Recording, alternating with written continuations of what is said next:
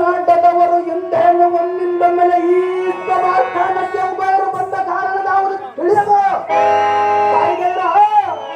ತಕ್ಷಣದ ತಿಳಿಸಿರಿ, ನೀವು ಬಂದ ಕಾರ್ಯವನ್ನು ಮಾಡ್ತಾರೆ ಏಕ ಪ್ರತ್ಯಾಚಾರೇ. ಮಗನೇ,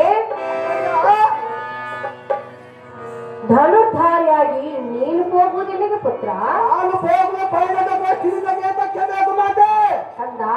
ಜನನೇ, ಆತುರವಾಗಿ ನೀನು ಹೋಗುವುದನ್ನು ಕಂಡು ಅರಮಂದಿರವನ್ನು ಬಿಟ್ಟು ಇಲ್ಲಿಗೆ ಬಂದೆವು.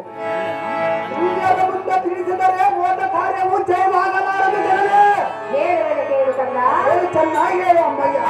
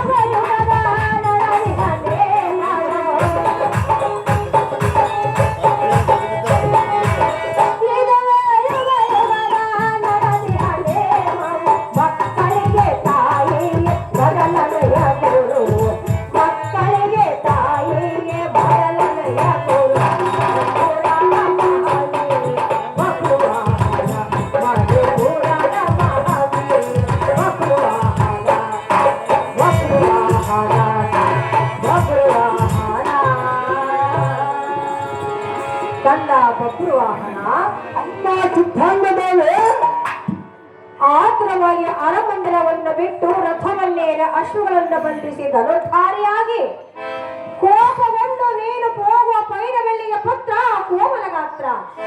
ಅಹೋ ಮಾತೆ, ವೀರ ವನಿತೆಯರ ಮುಂದೆ ಪ್ರತಿಯೊಂದು ಕಾರ್ಯದ ಸಂದರ್ಭಗಳನ್ನು ತಿಳಿಸುವುದರಿಂದ ಒಂದು ವೇಳೆ ಕಾರ್ಯವು ಸಫಲವಾಗಬಹುದು.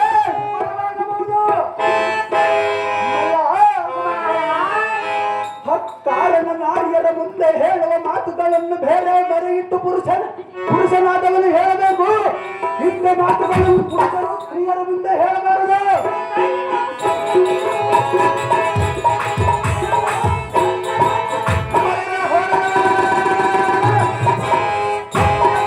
ಬಹಳ ಮಕ್ಕಳಿಗಿಂತ ಮೆರೆದಿದ್ದರೆ ಹೇಗೆ?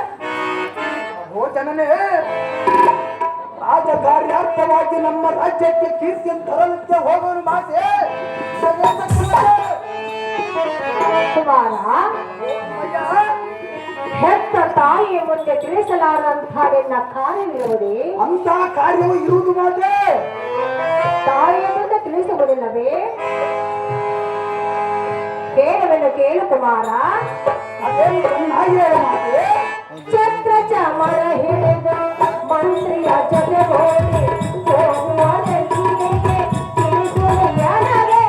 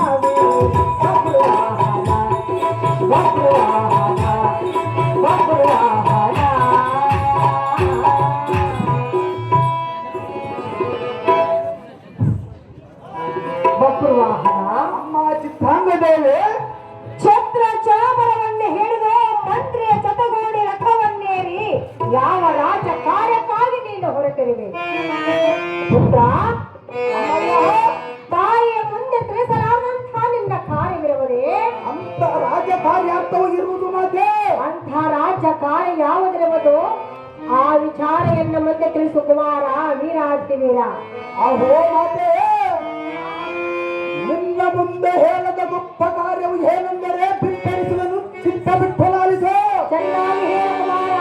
ಅದು ಏನೆಂದರೆ ಅದನ್ನು ಪುತ್ರ, ಪೂರನಗರಕ್ಕೆ ಸಮನವಾದ ಕರಿನಗರವಂಬಿಡದಾಗುವ ಯಮನಂದನು ಅಶ್ವಮೇಧ ಯಾಗ ಮಾಡಲು ಉದ್ದೇಶ ಕುದುರೆಯ ಬಿಟ್ಟು ತಮ್ಮನಾದ ಪಾತ್ರ ಮೊದಲಾದ ಸೈನ್ಯವೀರರನ್ನು ಕುದುರೆ ಕಾವಲಿಗೆ ಕಳಿಸುವನು. ಹೌದೇ ಅಹೋ ಜನನೇ, ಕುಮಾರ? ಅರ್ಜುನನ ವೈರಿ ರಾಜರನ್ನು ಜಯಿಸಿ ಕಪ್ಪವಂ ಕೈಗೊಂಡು ಬರುತ್ತಿರಲು ಕುದುರೆ ನಮ್ಮ ಮನೆಯ ಉಪಯುವನವು ಸೇರಿ ಮೆರೆಯುತ್ತಿರಲು.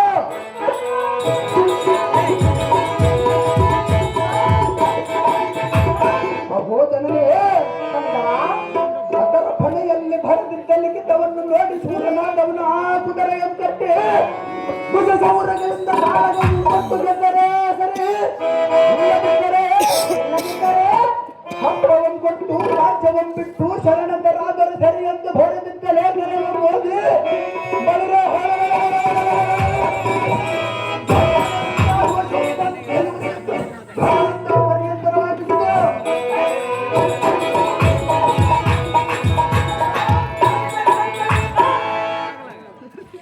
ಮಾತೆ, ನಾನು ಸೂರನಲ್ಲವೇನು, ನೀನು ವೀರ ಮಾತೆಯಲ್ಲವೇನು? ಯಾವನಾದರೇನು ಎನ್ನಯ ವೀರ ಸಮರದ ರಸವು ತಿಳಿಯದ ತನ್ನಮನ ತೋಚಿದಂತ ಕಾರ್ಯವೇನು ಮಾಡಿದರೆ ಮಿಕ್ಕಿದ ವೀರರು ನಾರ್ಯರೆನ್ನುವುದಿಲ್ಲವೇ? ಇದರಲ್ಲಿ ನನ್ನ ತಪ್ಪೇನಿದೆ ಜನನಿ? ಕಂದ ಬಬ್ರುವಾಹನ, ಆ ಚಿತ್ರಾಂಗದೇವಿ ಧರ್ಮರಾಜ ಯಜ್ಞದ ಕುದುರೆಯನ್ನು ಕಟ್ಟಿ ಎಂಥ ಕಾರ್ಯವನ್ನು ಮಾಡಿರಲಿಲ್ಲ. ಅದು ಏತಕ್ಕೆ ಮಾತೆ? ಕುದುರೆಯ ಬೆಂಗಾವಣೆಗೆ ಬಂದಿರುವ ಪಾರ್ಥನನ್ನು ಯಾರೆಂದು ತಿಳಿದು